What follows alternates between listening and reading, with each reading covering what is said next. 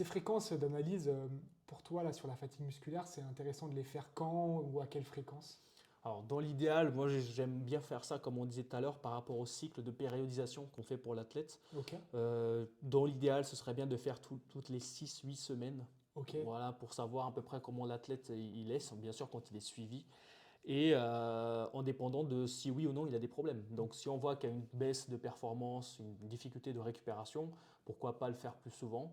Et si on voit qu'en fait c'est un athlète qu'on sait déjà gérer, qu'on sait déjà comment faire sa périodisation, là on peut peut-être se passer un petit peu et faire au-dessus de 8 semaines. Effectivement, lors du premier résultat, on voit des gros pics ou des grosses carences. Voilà, Là, on va accélérer, sinon ça reste du contrôle. ouais, c'est ça. Et vaut mieux faire ce test quoi, Au début, je regarde un peu où on en est déjà. d'accord, avant même de Avant démarrer, même, quoi. exactement. Ok. Donc je demande déjà une prise de sang ou en tout cas des biomarqueurs pour savoir un peu où on en est.